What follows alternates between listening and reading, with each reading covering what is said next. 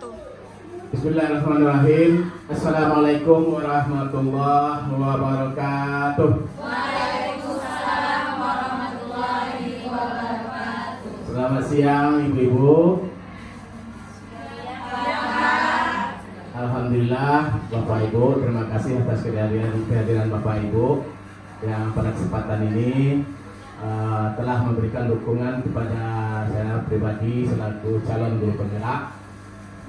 Dan kemudian kita tidak lupa bersyukur kepada Allah Subhanahu wa taala dan bersalawat kepada Nabi besar kita Muhammad sallallahu alaihi wasallam. Baiklah, dalam kesempatan ini sengaja Ibu dikumpulkan dalam ruang ini untuk menyampaikan salah satu kegiatan dari guru penggerak dan dalam bentuk aksi nyata yang akan ditampilkan nanti dengan materinya yaitu tentang budaya positif. Baik, ibu-ibu, yang dimaksud dengan budaya positif di sini adalah bagaimana kita nanti membentuk karakter murid kita di sekolah sesuai dengan apa yang muncul dari dirinya. Terutama sekali kita dalam menyelesaikan kasus siswa dalam ketika terjadi kesalahan-kesalahan yang dibuat oleh siswa. Jadi kita hanya memberikan kesempatan kepada siswa itu untuk bisa menumbuhkan keyakinan apa yang telah dilanggarnya. Kemudian dengan keyakinan itulah dia akan memperbaikinya nantinya.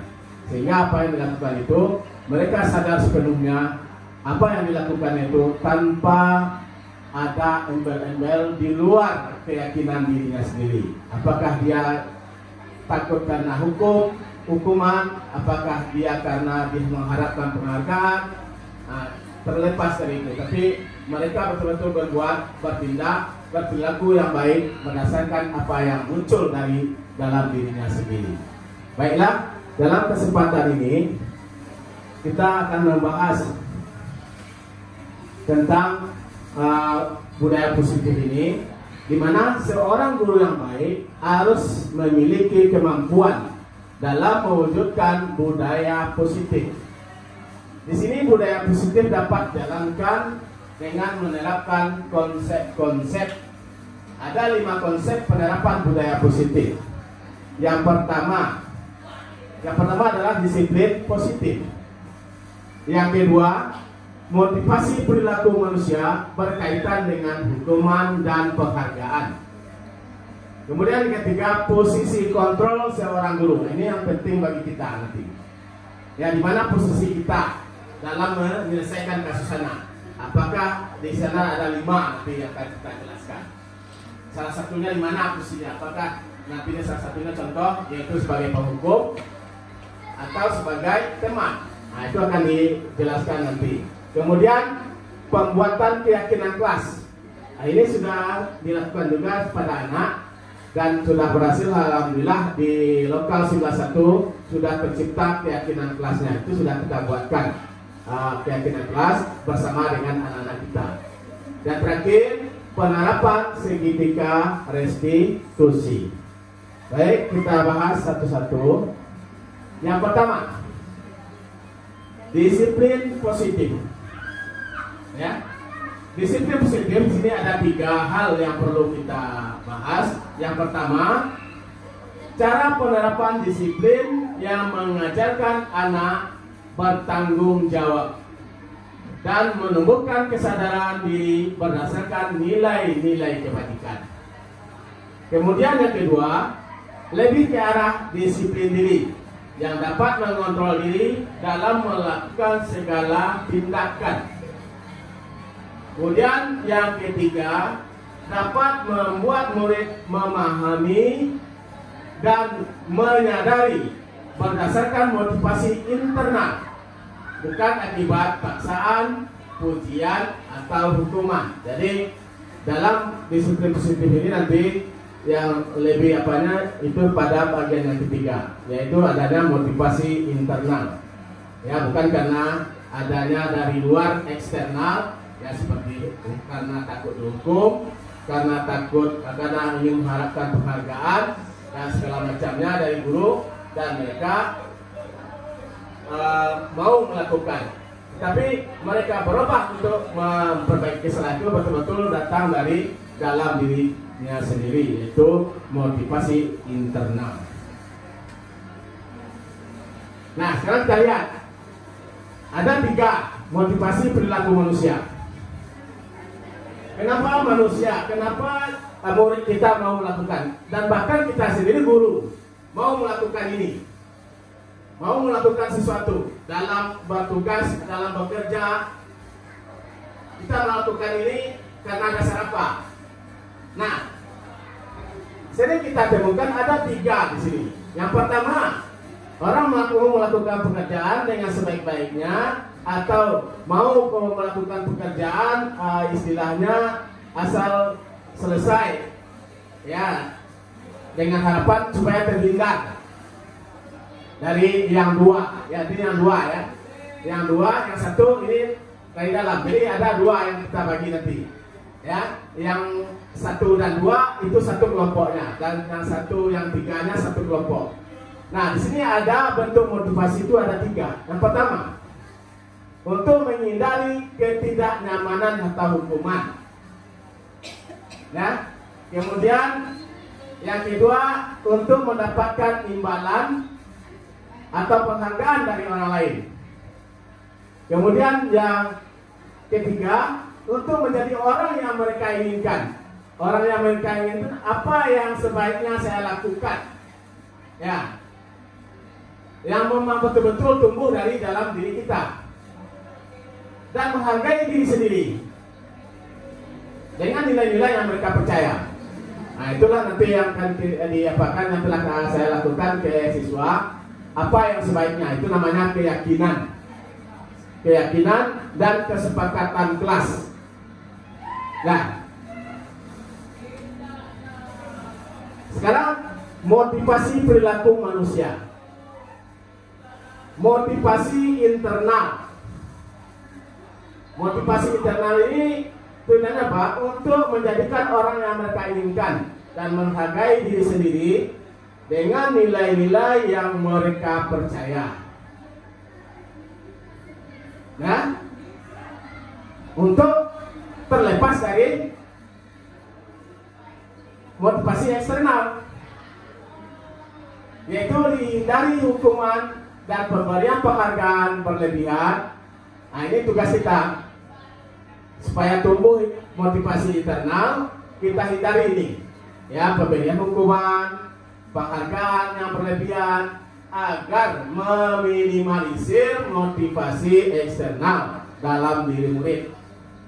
Dan kadang-kadang kan kita juga sering, maaf Bapak Ibu, ada yang pengen aman, kan gitu kan. Nah, begini. Kadang-kadang supaya anak tidak melawan pada kita, yang salah ya kita gusur-gusur segala macam. Tapi itu juga bagus. Tapi caranya kan dasarnya supaya kita tidak dibenci oleh siswa. Karena ada yang seperti itu kan. Ya. Nah, ini yang harus kita hindari. Kita menginginkan motivasi yang muncul itu betul-betul dari keyakinan yang dimiliki oleh siswa kita, oleh murid kita. Itu yang kita inginkan. Bukan karena dari kita sendiri, atau mungkin bukan karena kita takut dibenci murid, bukan kita takut dijauhi, ya, bukan takut kalau murid tidak mau masuk ketika kita mengajar. Ya, kadang-kadang juga ada seperti itu kan. Ya, sehingga apa? Sehingga siswa itu menjadi seenaknya. Sehingga siswa itu bisa-bisa nanti ujung-ujungnya bisa menginjak kepala kita. Ini yang kita inginkan. Nah, dari apa yang sudah dijelaskan ini tidak terlepas dari kebutuhan dasar manusia. Ada 5 kebutuhan dasar manusia itu ya. Nah, di sini sebelum kita jelaskan yang 5 itu, kita ambil contoh perbandingan dengan hidup tumbuh-tumbuhan. Ini yang dikemukakan oleh Ki Hajar Dewantara.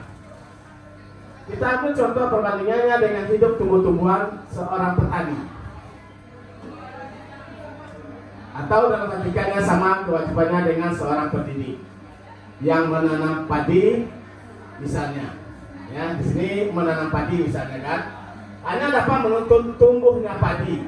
Ia dapat memperbaiki kondisi tanah, memelihara tanaman padi, memberi pupuk dan air, kemudian membasmi ulat-ulat atau jamur yang mengganggu hidup tanaman padi dan sebagainya. Yang itu kan, itu yang dilakukan oleh seorang petani.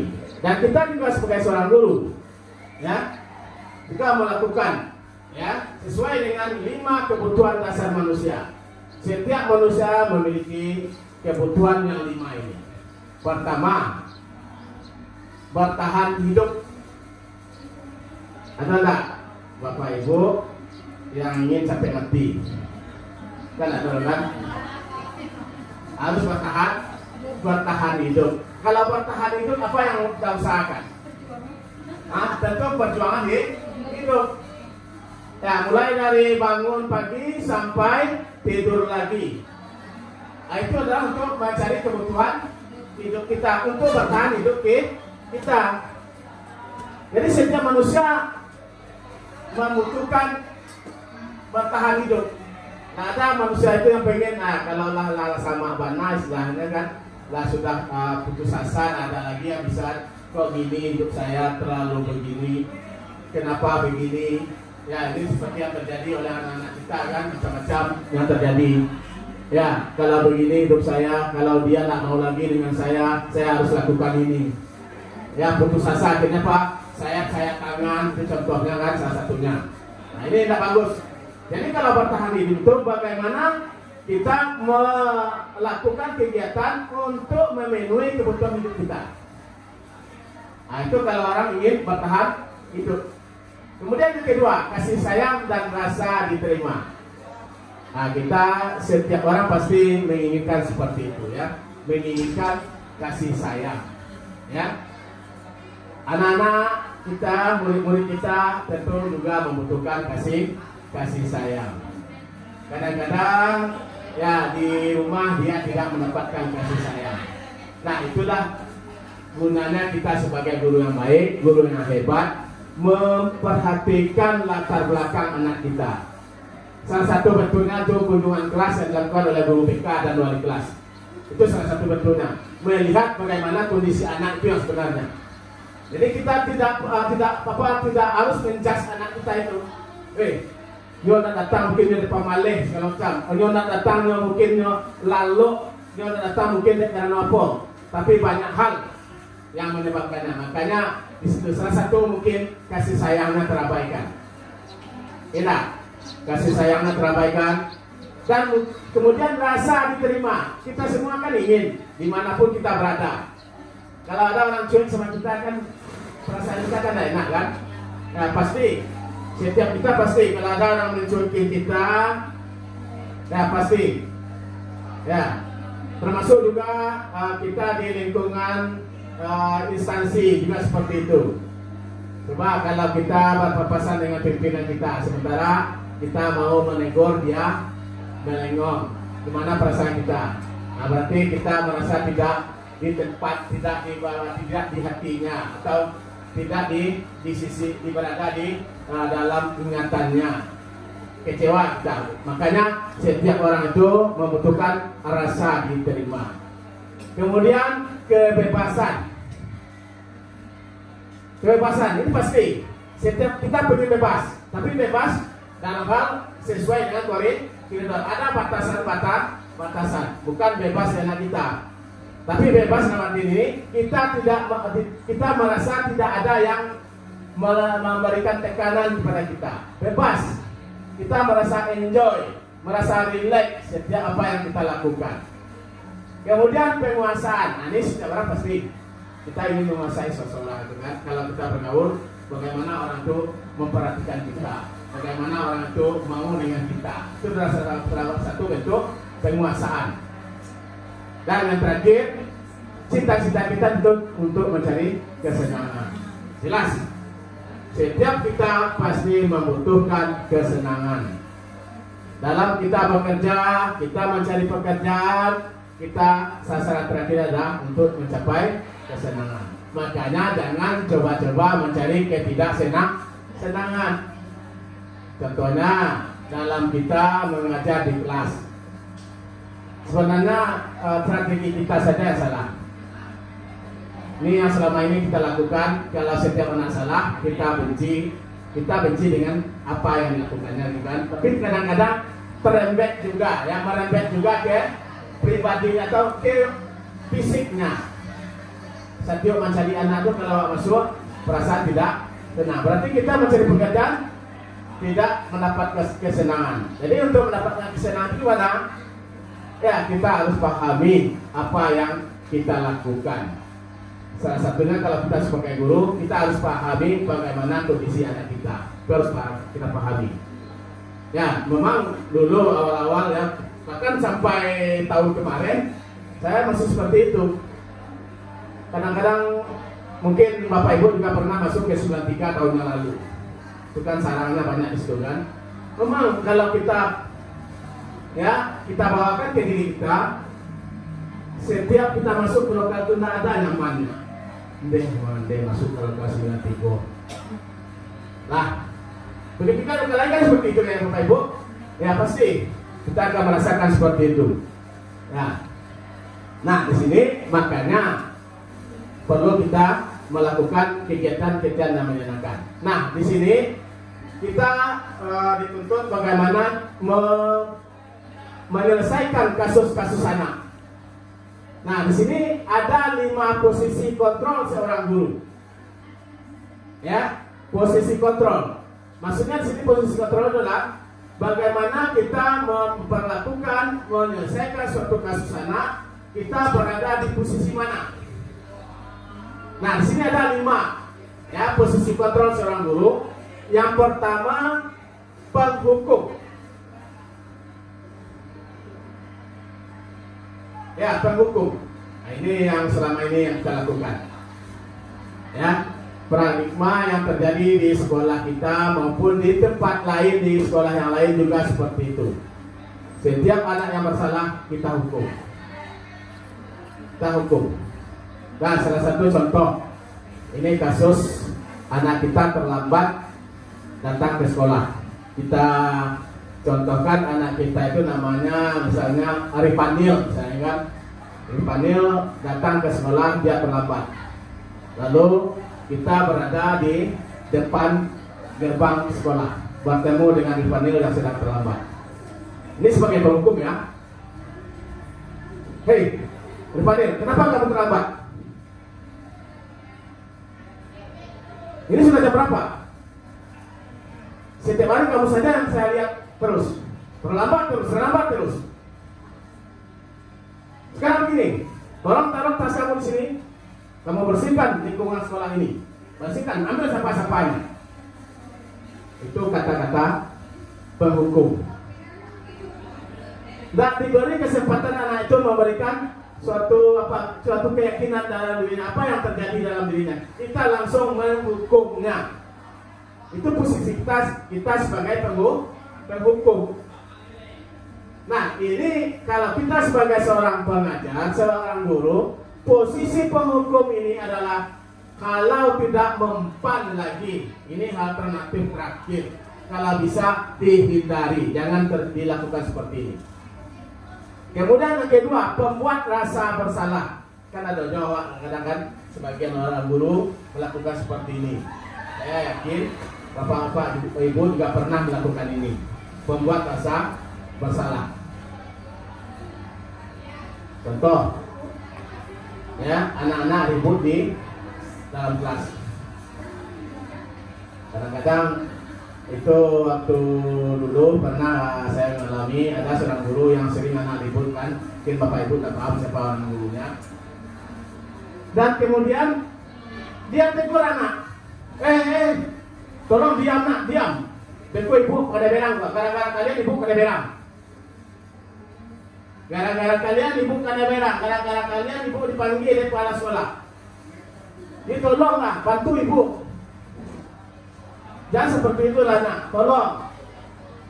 apa yang kamu lakukan ini sudah salah ini. Tolong jangan sampai ibu ditegur oleh kepala sekolah nanti gara-gara kalian. Ini namanya apa? Menjadikan anak itu timbul rasa bersalah dalam dirinya. Oh iya, gara-gara ibu tuh ikut gara-gara. Gara-gara kita nanti guru kita ini kena marah oleh kepala sekolah, kena tegur oleh kepala sekolah. Makanya mulai sekarang ya kita tidak berbuat lagi. Nah, ini cara menyelesaikan kasus anak dengan cara membuat anak rasa bersalah.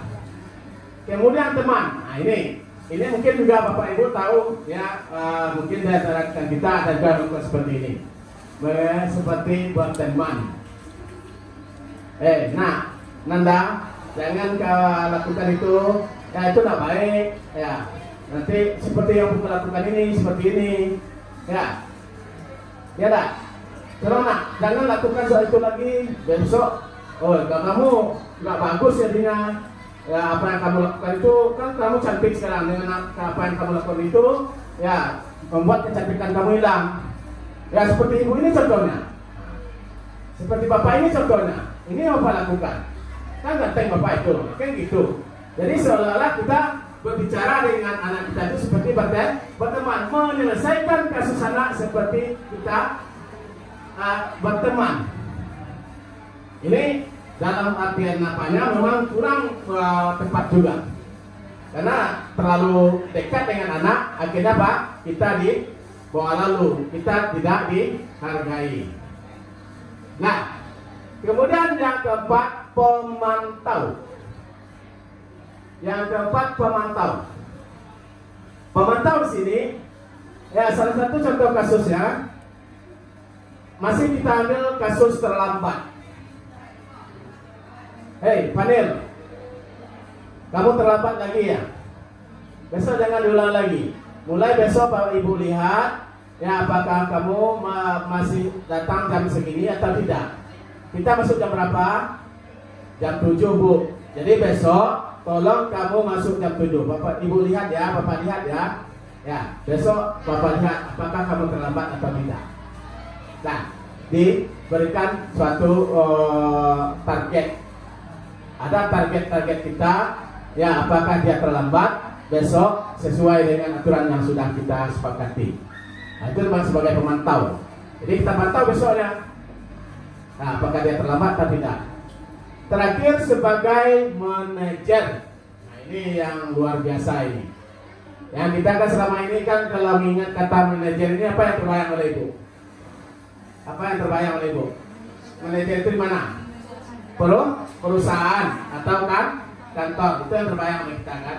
Nah, di sekolah kita juga dianjurkan nanti menjadi seorang manajer. Bagaimana menjadi seorang manajer?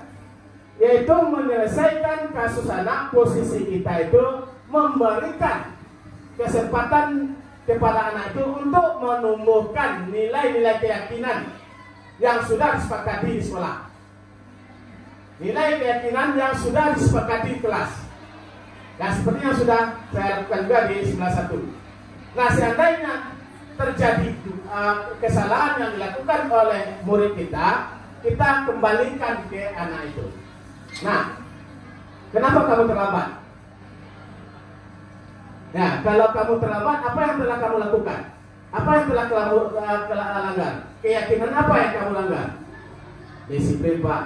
Disiplin, Bu. Kalau disiplin yang kamu lakukan, apa yang terbaik yang harusnya kamu lakukan? Besok saya tidak lakukan lagi, Bu. Ya, yakin? Jadi tolong sekarang kan tumbuh dari kesadaran kamu sendiri. Kalau itu yang kamu lakukan, kalau itu yang telah kamu langgar, tolong besok tidak diulangi lagi. Akhirnya apa? Anak itu tumbuh keyakinannya bahwa dia akan melakukan yang terbaik ke depannya. Jadi ada langkah-langkah yang perlu kita lakukan, ya. Jadi di sini yang lebih utama itu adalah posisi kontrol seorang guru adalah sebagai manajer, yaitu guru berbuat sesuatu, ya guru berbuat sesuatu bersama murid, mempersilahkan murid mempertanggungjawabkan perilakunya dan mendukung murid agar dapat menemukan solusi atas permasalahannya sendiri.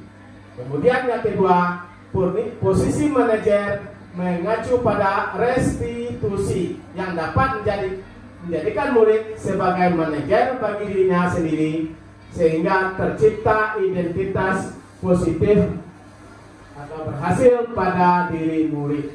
Jadi di dalam posisi guru sebagai manajer, betul-betul kita menemukan motivasi yang ada dalam diri murid itu, yaitu keyakinan-keyakinannya yang sudah disepakati di kelas dan di sekolah. Jadi kita arahkan sepenuhnya, ini yang telah kamu lakukan. Mudah-mudahan kedepannya jangan diulangi lagi. Nah itu, maka yang terbaik itulah posisi guru itu adalah sebagai manajer. Nah, sekarang bagaimana keyakinan sekolah atau keyakinan kelas? Nah, di sini guru berperan dalam mewujudkan terbentuknya keyakinan sekolah atau keyakinan kelas dengan adanya kesepakatan antara guru dan murid. Nah, ini sudah saya lakukan di kelas ya, dalam bentuk kembali ya, kita lihat apa yang telah dilakukan. Kita lihat ada yang dilakukan.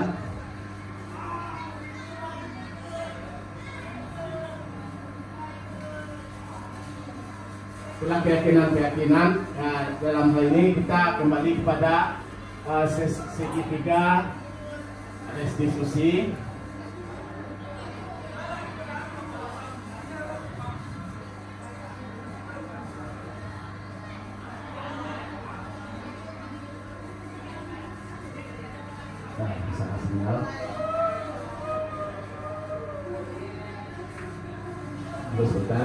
Jadi budaya positif itu sangat baik sekali kita terapkan di sekolah kita, terutama sekali dalam menyelesaikan kasus-kasus anak kita. Ya, kasus-kasus anak kita, bagaimana di sekolah ini tercipta bahwa apa yang dilakukan siswa itu sesuai dengan yang kita harapkan, sesuai dengan apa yang kita harapkan, dan sesuai dengan keyakinan kelas dan kesepakatan kelas yang sudah mereka buat. Ya.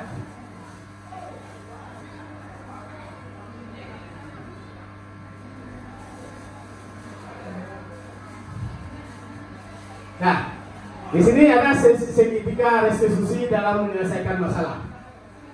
Ini sebenarnya ada gambar segitiganya. Segitiga pertama yaitu namanya menstabilkan identitas. Menstabilkan identitas itu dalam menyelesaikan kasus anak, kita lihat dulu apa yang terjadi, kenapa dia terlambat. Ya, itu namanya menstabilkan identitas. Artinya apa? Ketika anak bersalah, jangan sekali-kali kita memberikan teguran yang keras atau dalam bentuk hukuman. Kita harus pahami dulu kondisi anak itu, ya. Sebab kadang-kadang kita kan sering melakukan, kalau setiap anak yang bersalah kita langsung bisa bentak, kita hardik. Ini jangan sekali kita lakukan lagi ke depannya. Memang agak sulit juga. Kalau tidak dibituan kan sudah berubah, kan gitu. Tapi memang agak sulit. Satu anak salah, pasti kita marahi, kita hardik kadang-kadang, ya, dengan kata-kata. Akhirnya apa? Dampaknya terhadap anak gimana? Hah? Ada enggak rasa dongkol dalam diri anak itu? Pasti.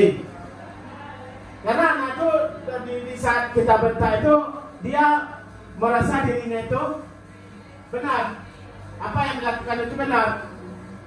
Sehingga apa yang dilakukan benar itu ketika kita bentak, pasti timbul perlawanan dalam dirinya. Ibu kau belang-belang saya, Pak kau belang-belang saya. Setiap saya melakukan ini selalu marah. Tetapi apabila kita menstabilkan identitas, kita berikan kesempatan anak itu menjawab. Nah, misalnya ada seorang anak yang berkelahi, menendang-nendang meja temannya, lalu kita panggil dia. Kita taruh namanya Aisyah.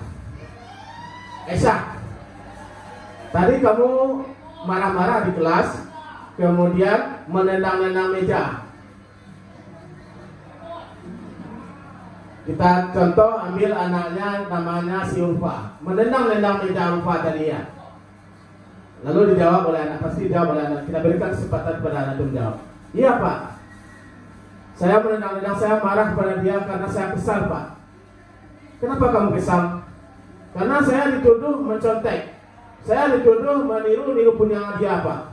Sehingga saya merasa diri saya itu tidak memiliki suatu kelebihan dari dia. Saya merasa dihina Pak. Saya dituduhnya mencontek, makanya saya marah Pak. Lalu kita menjawab, oh begitu. Apa yang kamu lakukan itu kan untuk mempertahankan apa yang kamu rasakan. Itu kita jawab. Dan saya sebagai guru pun, Bapak sebagai murid pun nanti mungkin juga akan melakukan seperti ini. Tapi untung saja kamu Aisyah tidak melakukan hal yang lebih dari ini. Makanya kamu marah. Lalu apa tindakan kamu? Ya saya maki-maki dia Pak, saya deprak mejanya. Nah, sekarang apa yang kamu lakukan? Ya supaya Aisyah ini berubah, apa yang kamu lakukan? Apa yang telah kamu lakukan ini? Keyakinan apa yang telah kamu langgar? Saya tidak menghargai dia Pak. Saya juga membuat dia itu rendah diri Pak, karena saya letak-letak di depan orang banyak. Lalu di sini keyakinan yang saya langgar adalah saya tidak menghargai Pak. Lalu bagaimana? Jadi kedepannya saya akan coba untuk meminta maaf pada dia. Maka disitulah terjadi perubahan. Ya, apa yang dilakukan anak itu rupanya kita tahu kesalahan apa yang kita lakukan. Jadi menstabilkan itu apa? Supaya anak itu memberikan penjelasan kepada kita apa kesalahan yang dia lakukan. Dan sekali-kali langsung awak menjasnya apa yang dilakukan itu salah. Pasti ada alasannya. Kita tetap memberikan kesempatan pada anak kita itu memberikan alasan. Nah, dia kadang-kadang kan awak jangan ngecek, jangan dia kamu sendiri kita dulu kalau anak salah tuh, diam, tidak boleh bicara. Kan ada seperti itu kan? Nah, itulah yang kita lakukan selama ini. Selaku kita posisi kita sebagai penghukum. Jadi ke depan memang dalam menyelesaikan kasus anak mungkin di guru BK memang berikan masukan, silakan Bu Epi. Ada juga yang seperti itu bagaimana cara mengasuskan anak.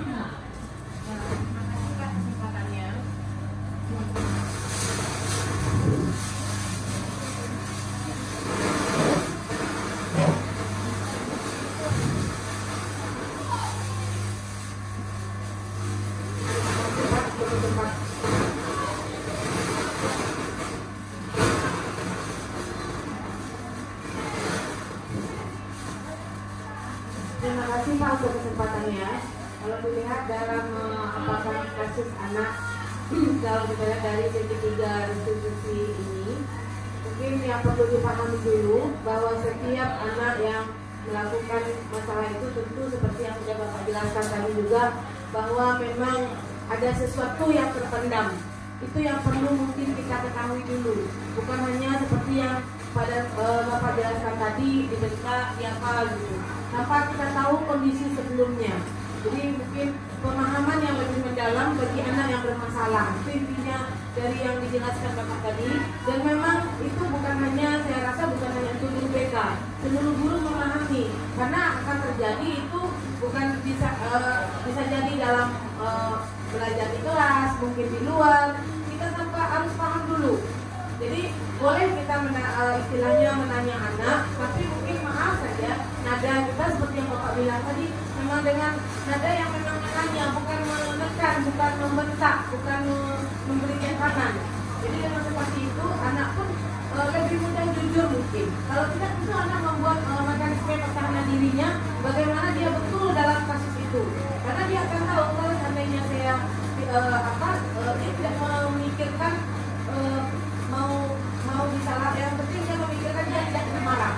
Tapi kalau kita bisa memberinya untuk jujur seperti yang Bapak jelaskan tadi, kita tahu menanyakan pastinya bagaimana permasalahannya, menanyakan dulu, tentu nanti insya Allah anak kita jujur dan masalahnya akan bisa kita tuntaskan dengan sebaik-baiknya sampai ke akar-akarnya. Terima kasih. Terima kasih Bu Eti, apa yang dijelaskan tadi. Jadi di sini pertama itu kita harus menstabilkan dulu, ya, identitasnya, menstabilkan dulu kondisi dia yang sedang bersalah. Kemudian yang kedua, validasi. Baru kita validasi tindakan yang salah. Bahwa apa yang dilakukan oleh anak kita itu harus kita jelaskan, apa yang kamu lakukan itu adalah sesuatu yang salah. Nah, kalau sudah diketahui, mereka ketahui apa yang dilakukan itu adalah salah, barulah kita tumbuhkan. Lalu apa yang telah kamu langgar?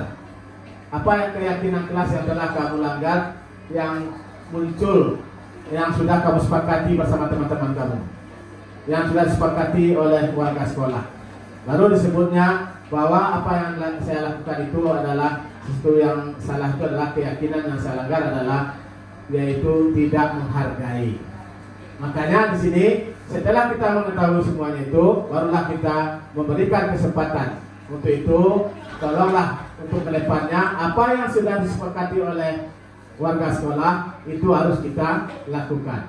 Jadi segitiga restitusi ini tujuannya adalah tujuannya menghasilkan murid yang mandiri, yang mampu menyelesaikan kasusnya sendiri, yang mampu merubah dirinya sendiri adalah dirinya sendiri.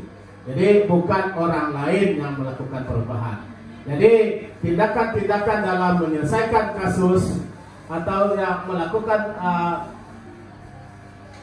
suatu kegiatan itu adalah berdasarkan keyakinan-keyakinan yang sudah disepakati.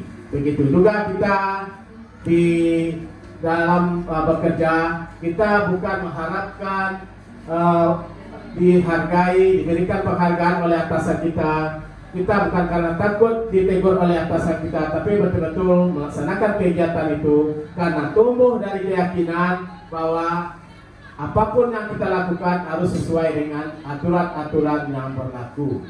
Makanya keyakinan ini itu bagian dari aturan-aturan. Kalau dulu kita sebut dengan istilahnya peraturan-peraturan atau tata tertib. Sekarang kita menumbuhkan aturan itu menjadi keyakinan dan kesepakatan kelas. Ya, sesuai yang dimunculkan nanti. Makanya nanti sekolah juga akan berupaya ke depannya bagaimana kita tidak lagi membuat aturan-aturan atau dalam bentuk sanksi-sanksi atau hukuman, tetapi dalam bentuk penyelesaiannya adalah dengan memunculkan keyakinan-keyakinan sehingga anak yakin apa yang dia lakukan itu salah karena melanggar suatu keyakinan. Itulah yang dapat kita sampaikan pada hari ini. Mudah-mudahan apa yang disampaikan ini dapat kita pahami secara bersama dan kita terapkan dalam kehidupan kita sehari-hari. Terima kasih Bapak Ibu yang telah hadir pada hari ini.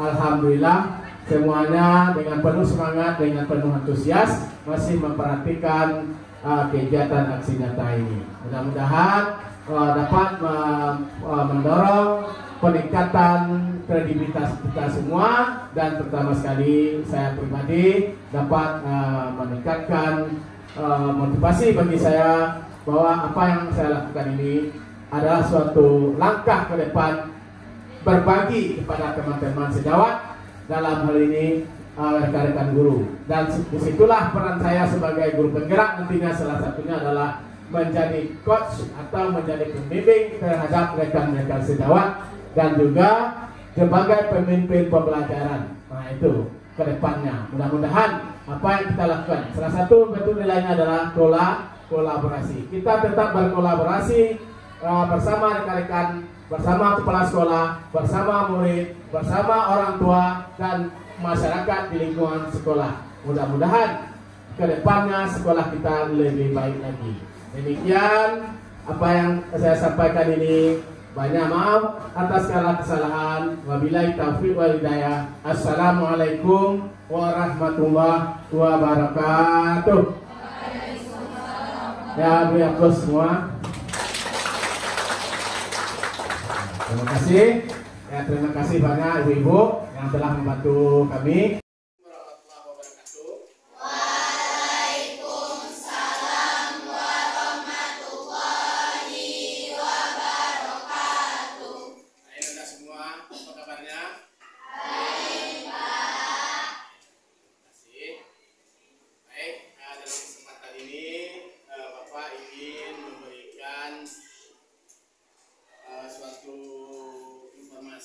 Dan juga pembelajaran bagi kamu yang berhubungan dengan disiplin, ya, yang berhubungan dengan budaya positif.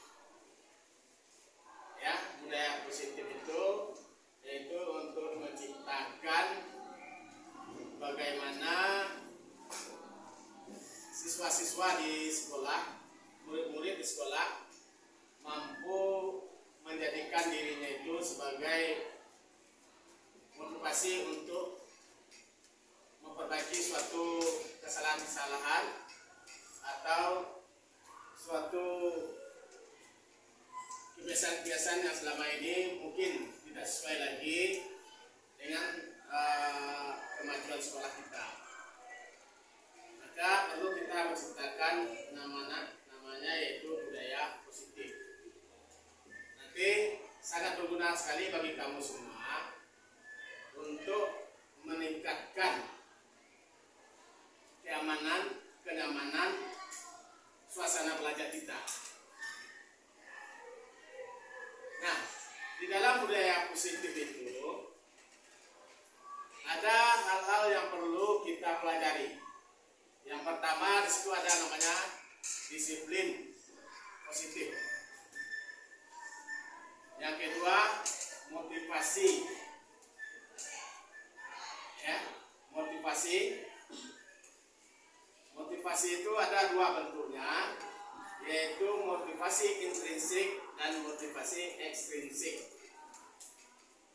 Kemudian yang ketiga adalah kebutuhan hidup, kebutuhan dasar, ya, kebutuhan hidup, kebutuhan dasar hidup manusia. Kemudian yang keempat, posisi kontrol. Posisi kontrol.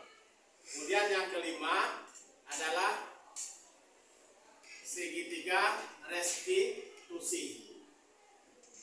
Nah, di sini kita tidak membahas semuanya, namun sasaran kita adalah pada segitiga restitusi. Di mana dalam segitiga restitusi itu, yang pertama namanya adalah menstabilkan identitas. Menstabilkan identitas. Di mana dalam segitiga restitusi ini kita berangkat dalam sebuah kasus. Dalam sebuah kasus yang terjadi yang dialami oleh siswa. Di mana siswa melakukan sebuah kesalahan. Nah, di sini peran seorang guru untuk menyelesaikan masalah tersebut.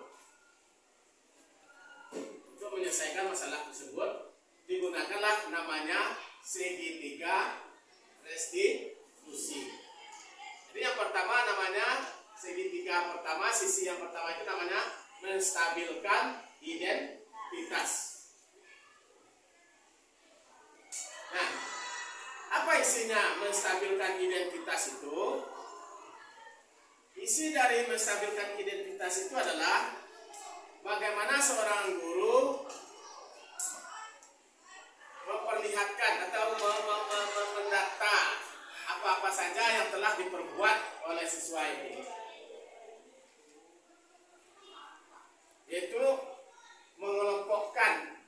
kesalahan-kesalahan yang terjadi yang dilakukan oleh siswa. Itu namanya menstabilkan identitas. Kemudian yang kedua namanya memvalidasi tindakan yang salah.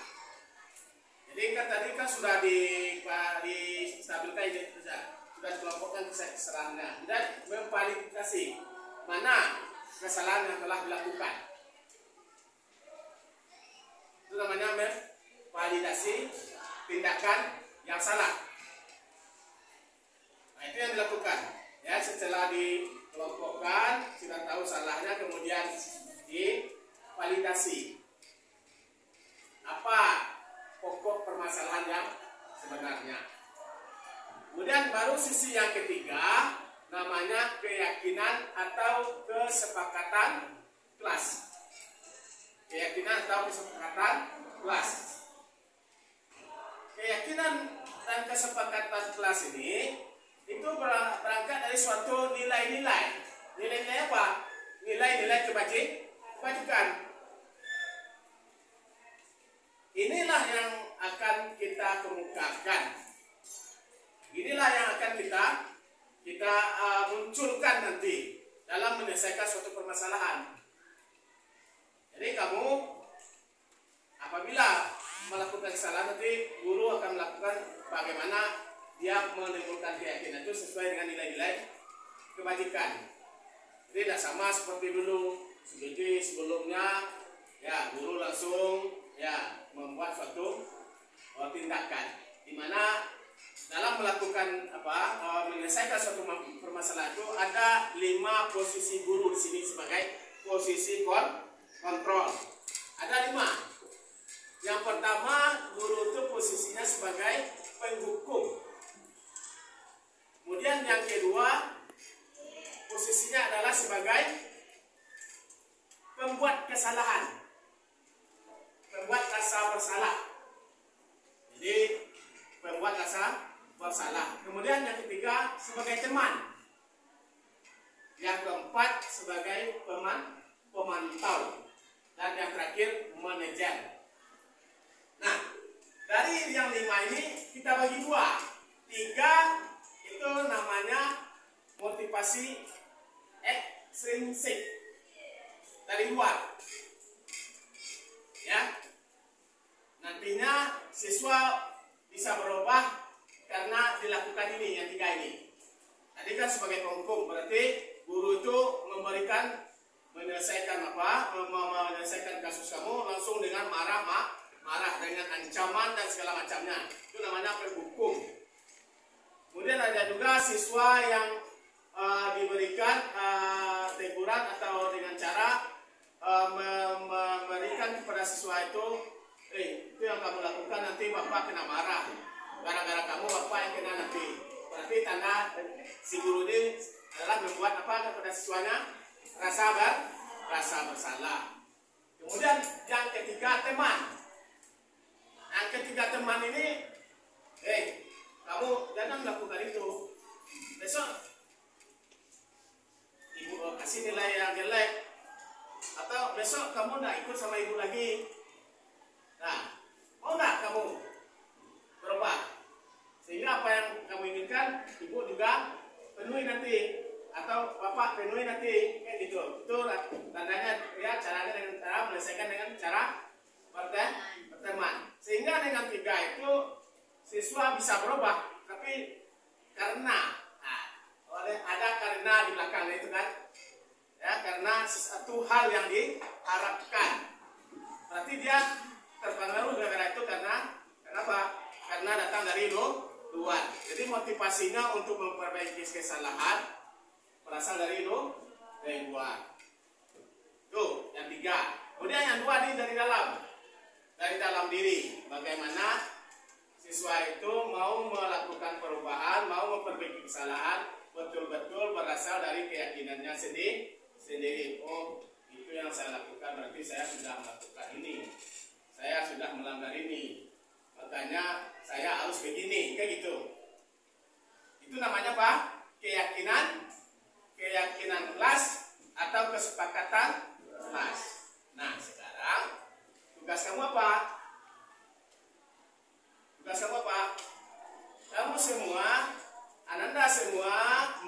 membuat suatu keyakinan kelas.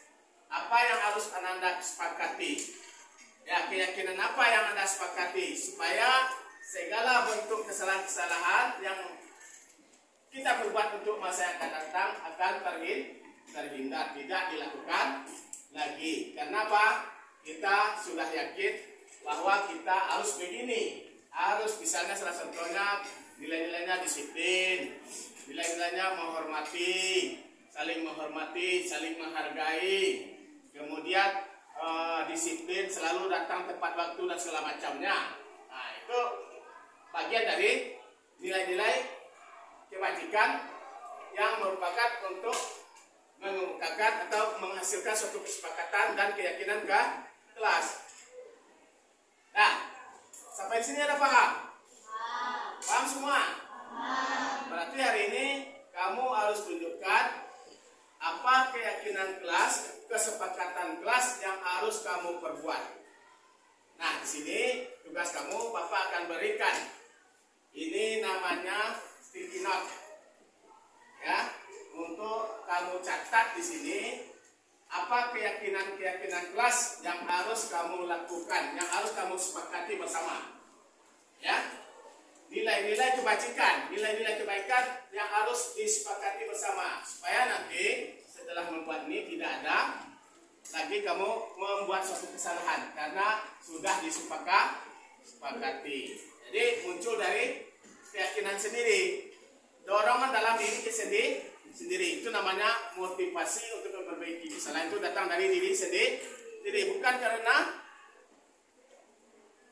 apa? Karena ada aturan. Dulu namanya keyakinan kelas, ini kan kita selalu memakai dengan aturan tata tertib. Sekarang namanya keyakinan kelas. Itu memotivasi kamu dari dalam diri sendiri. Nah, sekarang tumbuhkanlah apa keyakinan kelas, sepakati bersama. Sudah siap semua? Nah, ini sekarang Bapak bagikan ya. Masing-masing satu.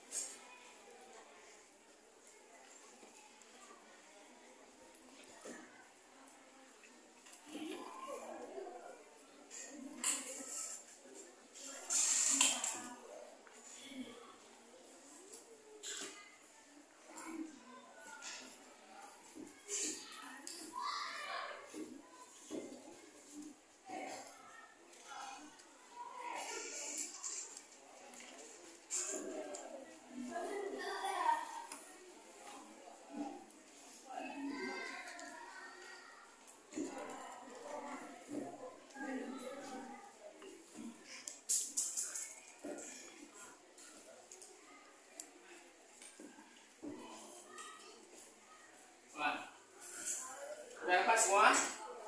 Nah, sekarang kan sudah ada di tangan kamu semuanya sticky note-nya. Nah, yaitu yang harus di keyakinan kelas yang bisa kamu kumpulkan, dicatat di dalam sticky note itu. Kan ada lemnya itu kan. Nanti sticky note itu setelah kamu catat, kamu tempel di papan tulis. Papan tulis apa yang kamu catat. Paham tuh? Semangat? Ya, terima kasih. Kita silakan dimulai. Supaya sudah, silakan tempel ke depan.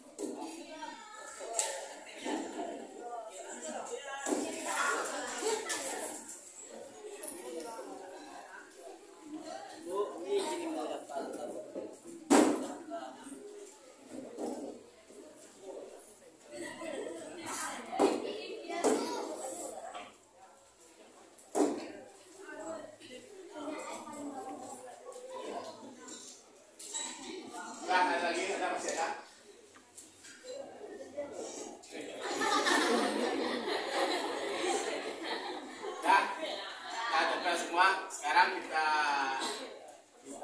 baca, kemudian mana nanti kesepakatan kelas yang cocok, yang sama. Kita jadinya suatu keyakinan kesepakatan kelas.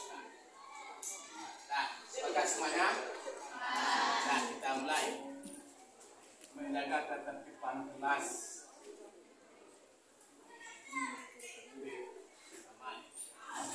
Menjaga ketertiban kelas, mengikuti pembelajaran dengan tertib sama kan. Kemudian menjaga ketertiban kelas. Kemudian kebersihan.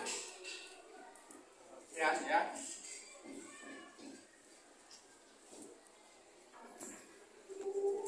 Melaksanakan piket sama dengan kebersihan. Kemudian menghormati guru, saling menghargai dan menghormati antar sesamanya, bersama kan? Ya. Kemudian selalu disiplin diri, ya. Disiplin berpakaian, disiplin diri, sama kan? Kemudian saling tolong menolong dan melaksanakan piket dengan kebersihan kelas sedia. Kemudian menjaga saling kompak, menjaga kekompakan sama ini. Kemudian menghargai guru, saling menghargai.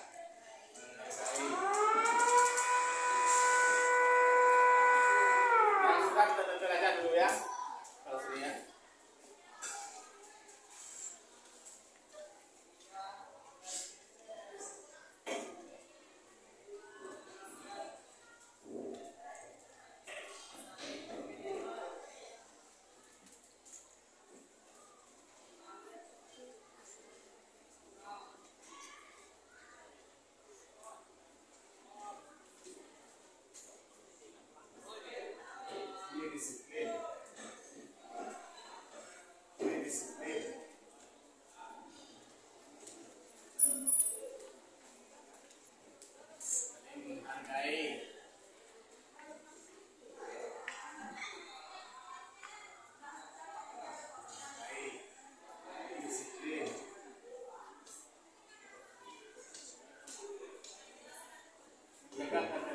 Kelas ini sama dengan apa tadi?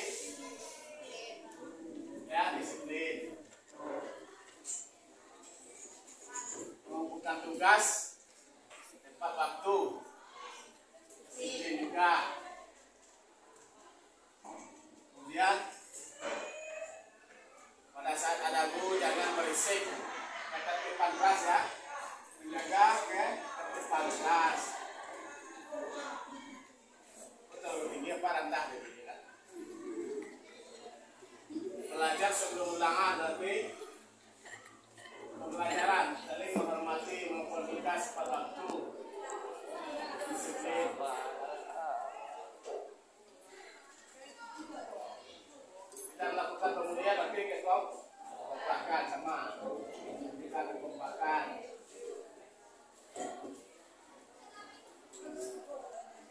Selalu tepat waktu untuk datang. Sendiri lebih banyak ya. Nah, apa kan? Piket kelas, kebersihan.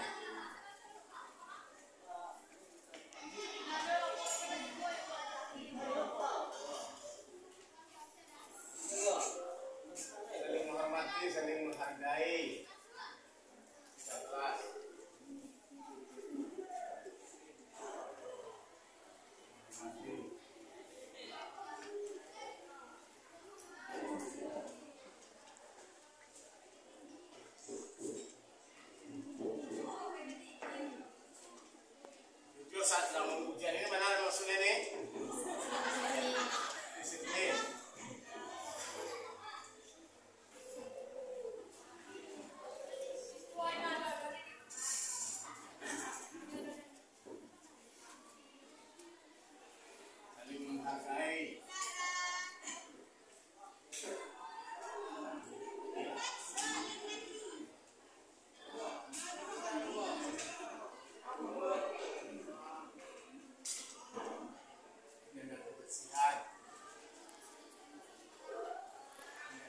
fasilitas kelas.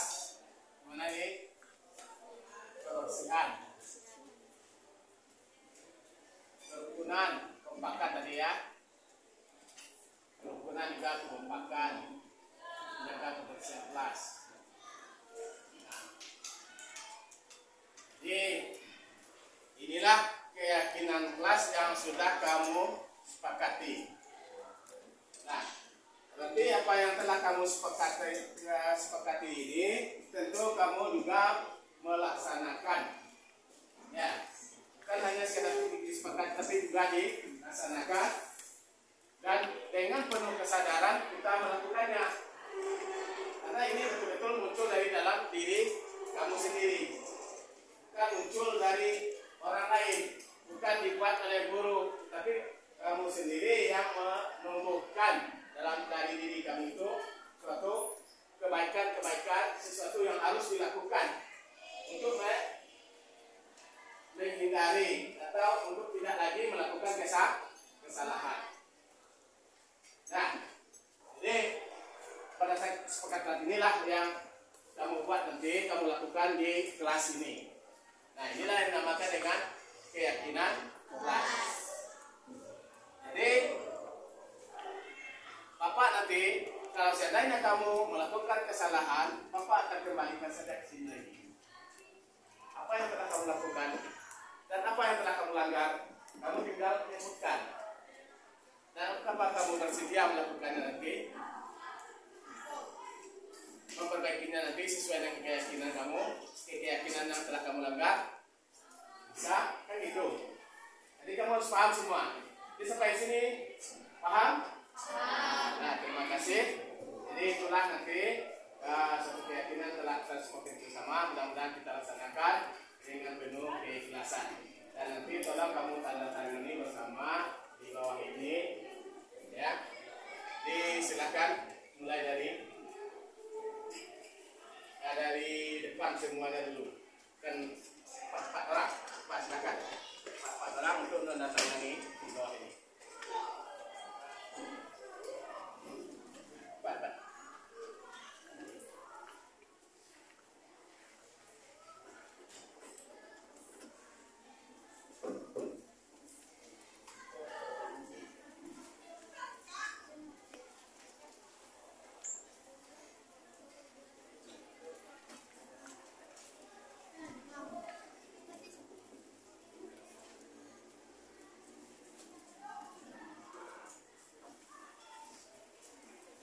Kita buat judulnya di atas keyakinan dan kesepakatan kelas 9.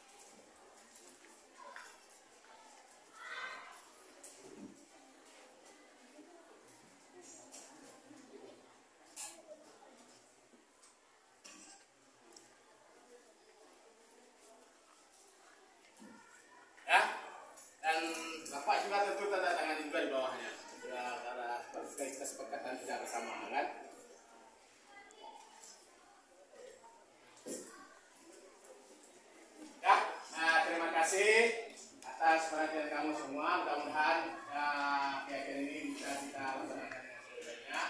Jadi apa itu saja. Mohon maaf. Assalamualaikum warahmatullahi wabarakatuh.